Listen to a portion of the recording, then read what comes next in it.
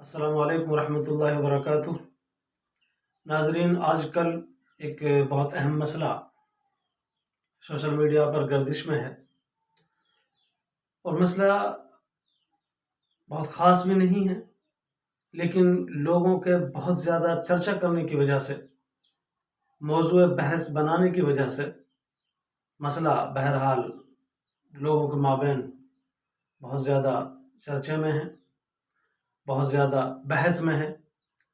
اور social media کے جو ساتھی ہیں، چاہے وہ فیس بک استعمال کرنے والے ہوں، چاہے واٹس ایپ استعمال کرنے والے ہوں، ان ساتھیوں کے بیچ میں ایک بحث چھڑی ہوئی ہے۔ میں سمجھتا ہوں کہ دینی پیرائے میں اسلامی نقطۂ نظر کے حساب سے میں آپ کے سامنے اس میں ایک رائے رکھ دوں۔ مجھے امید ہے کہ انشاءاللہ انصاف پسند ساتھی رائے کو قبول بھی کریں گے اور پسند بھی کریں گے انشاءاللہ،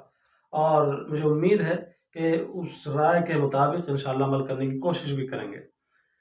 مسئلہ یہ چل رہا ہے کہ ایک ساتھی ہے شہاب چتور کے نام سے، جنہوں نے ہندوستان سے مکہ المکرمہ کے لیے عزم سفر کیا ہے کہ وہ ایک سفر کر رہا ہے، لمبا پیدل کا سفر کر رہا ہے، اور اسے مکہ المکرمہ پہنچنا ہے، حج کے لیے پہنچنا ہے، وہاں جا کے حج کرنا ہے۔ اس نے ایک عزم کیا، اس نے ایک ارادہ کیا، اور وہ اپنے اس ارادے پر چل پڑا۔ ہندوستان میں جا بجا مختلف مقامات پہ جہاں جہاں وہ پہنچے، ان کا والیانہ استقبال ہوا، سواگت ہوا، احترام ہوا، لوگوں میں ان کے تئیں ایک جوش اور ایک جذبہ دیکھنے کو ملا، لوگوں میں ایک اتساہ ملا، لوگوں میں واہ واہی ان کو مل رہی ہے، اور ہندوستان کا بہت بڑا حصہ وہ سفر میں گزار چکے ہیں، کافی حصے کا وہ سفر کر چکے ہیں، اور اب ہندوستان سے اگلے ممالک کی طرف وہ رواں دواں ہیں۔ اب مسئلہ اس میں یہ چھڑا کہ اسلام کیا کہتا ہے، شریعت کیا کہتی ہے، شریعت کا نقطہ نظر کیا ہے۔ تو اس کے لیے دارالعلوم دیوبند جو ہمارا مرکز ہے، جو ہر نظریے پر، ہر مسئلے پر، ہر حساس مسئلے پر اپنی رائے رکھتا ہے، اور اس کی ذمہ داری بھی ہے، تو دارالعلوم سے جب یہ مسئلہ پوچھا گیا، فتویٰ پوچھا گیا، تو دارالعلوم نے اپنی رائے دی۔ اس سے پہلے بھی کچھ اداروں نے اپنی رائے رکھی،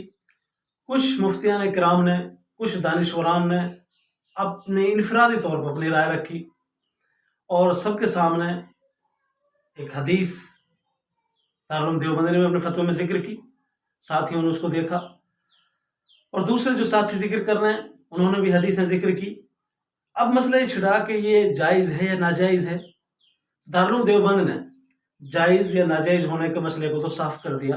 کہ عدم جواز کا تو مسئلہ ہے نہیں، جائز ناجائز کا تو مسئلہ نہیں ہے، لیکن سنت افضل بھی نہیں ہے۔ دارالعلوم کا جب فتویٰ آیا، ظاہر بات ہے فتویٰ ہے، دارالعلوم اپنے حساب سے یا اپنی منشا سے یا اپنی مرضی سے یا اپنے من سے کوئی مسئلہ یا کوئی فتویٰ نہیں دیا جاتا دارالعلوم سے، یا کوئی بھی مفتی نہیں دے سکتا۔ ہر کوئی مفتی، ہر کوئی قاضی، ہر کوئی عالم دین شریعت کے نقطۂ نظر میں شریعت کا نظریہ بیان کرتا ہے، شریعت کا اس میں نظریہ کیا ہے۔ تو آپ صلی اللہ علیہ وسلم کی وہ حدیث اس میں ذکر فرمائی کہ ایک عورت نے کہا کہ میں پیدل حج کرنے جانا چاہتی ہوں، تو آپ صلی اللہ علیہ وسلم نے اس کو وضاحت صراحت انہوں نے فرمایا۔ اور ایسے ایک ساتھی کو آپ صلی اللہ علیہ وسلم نے فرمایا کہ نہیں، اگر سواری کا انتظام ہے تو سواری کا انتظام کر کے حج کے لیے جانا چاہیے۔ کچھ ایسی بھی روایات ملتی ہیں، ایسے بھی ایک قصے ملتے ہیں، یہ ایسی بھی تاریخ ہیں کہ جہاں اکابرین نے یا صحابہ میں سے کچھ صحابہ اکرام نے پیدل بھی حج کیے ہیں، اکابرین امت نے پیدل حج کیے ہیں، تو وہ چیزیں بھی سامنے ہیں لوگوں کے۔ تو بات اس میں یہ ہے کہ ہمیں یہ دیکھنا ہے کہ آپ صلی اللہ علیہ وسلم نے نہ تو ترغیب دی ہے، نہ آپ صلی اللہ علیہ وسلم نے کوئی فضیلت بیان فرمائی ہے کہ پیدل حج کے لیے جائے، بلکہ قرآنی نظریے سے، شریعت کے مجموعی نظریے سے یہ پتہ چلتا ہے کہ حج کے لیے ضروری ہے کہ سفر کی سواری کا، سفر کے خرچے کا، سفر میں جو ضروریات ہیں، جو اسباب ہیں، اس کا آدمی اگر بوجھ اٹھا سکتا ہے، آدمی کے پاس اس کا انتظام ہے، اتنا مال کا وہ مالک ہے کہ سواری کا، خرچے کا، سب کو بوجھ اٹھا، اس پر حج فرض ہوتا ہے۔ یہ قرآن نے اور حدیث نے ذکر فرمایا ہے۔ اب پیدل کا جہاں تک مسئلہ ہے تو اس میں ناجائز ہونے کی تو کوئی بات ہی نہیں ہے۔ میں اس میں ایک بات یہ جوڑ دینا چاہتا ہوں، ساتھیوں سے مؤدبانہ میں گزارش کرنا چاہتا ہوں کہ دیکھو یہ چیز سمجھنی چاہیے، دین اس چیز کا نام نہیں ہے کہ جو مجھے اچھا لگ رہا ہے وہ دین ہے، وہ پیدل حج کرنے جا رہا ہے، لوگوں میں ایک رعب ہے، لوگوں میں رعب پڑ رہا ہے، لوگوں میں ایک جوش ہے، ایک جنون ہے، ایک جذبہ ہے، تو اسے پھر اس کے خلاف فتویٰ کیوں دیا جائے اور اس کو دین کیوں نہ مانا جائے؟ اس نے ایک اچھا کام کیا ہے، پیدل حج کرنے جا رہا ہے۔ میں نے تو ساتھیوں کو ایسا بھی لکھتے دیکھا، ایسا بھی میں نے لوگوں کے کمنٹس پڑھی اور ایسے بھی لوگوں کے نظریے پڑھے کہ بھئی یہ حج کے خلاف فتویٰ دیا جا رہا ہے، پیدل حج کرنے کے خلاف فتویٰ دیا جا رہا ہے، ناچ کے خلاف فتویٰ کیوں نہیں ہے، گانوں کے خلاف فتویٰ کیوں نہیں ہے، فلاں چیز کے خلاف فتویٰ کیوں نہیں؟ میرے بھائی، فتویٰ تو ہر حرام چیز کے خلاف ہے، ہر غلط بات کے خلاف فتویٰ ہے، اور یہاں تو ناجائز کا فتویٰ تو دیا ہی نہیں گیا۔ بات یہ ہے کہ آپ صلی اللہ علیہ وسلم نے صاف صاف الفاظ میں ارشاد فرما دیا، تمہارے مومن ہونے کے لیے ضروری ہے کہ تمہارا سب کچھ، سارا کچھ میرے لائے ہوئے دین کے مطابق ہو جائے۔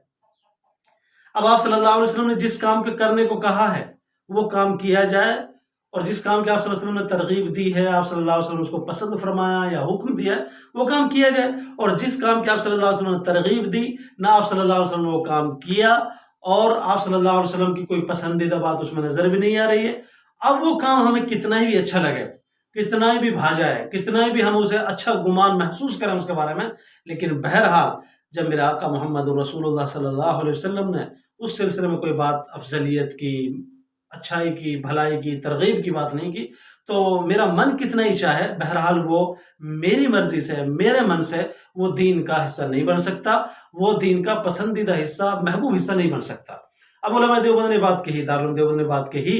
کہ پیدل حج کرنا بہرحال جائز ہے، اس میں عدم جواز کی بات نہیں، ناجائز کا تو مسئلہ ہی نہیں ہے، لیکن بہرحال اس کو افضل اور سنت نہیں کہہ سکتے۔ اب ساتھیوں کو یہ بات، بہت سارے لوگوں کے بات کھلی اور انہوں نے یہ بات سوچی، یار پیدل حج کر رہا ہے، کتنا بڑا کام کر رہا ہے۔ اب کوئی آدمی اور بھی کوئی اس طریقے سے کچھ اور کوئی بڑا کرنے لگ جائے اور اس کو دین میں ڈھونڈنے کی کوشش کرے اور دین سے جوڑنے کی کوشش کرے، دین میں اس کے مطابق اپنے لیے کچھ تلاش کرنے کی کوشش کرے، یہ صحیح نہیں ہے۔ دین تو وہ ہے جو آپ صلی اللہ علیہ وسلم نے بیان کر دیا، جو قرآن نے ذکر کر دیا۔ اب علماء کرام پر انگلیاں اٹھانا، دارالعلوم دیوبند پر یا دوسرے مفتیان کرام پر انگلیاں اٹھانا، یہ بالکل صحیح بات نہیں ہے۔ صحیح بات یہ ہے کہ دین جو ہے وہ دین ہے، اور علماء کرام ہی اس کے صحیح وارث ہیں، علماء کرام ہی اس کو صحیح بتانے والے ہیں۔ اب ایک عام آدمی ہے، یا وہ ہندی انگلش سے پڑھا لکھا ہے، یا اس نے دوسری بہت بڑی پی ایچ ڈی وغیرہ ڈگریاں وغیرہ کر رکھی ہیں، لیکن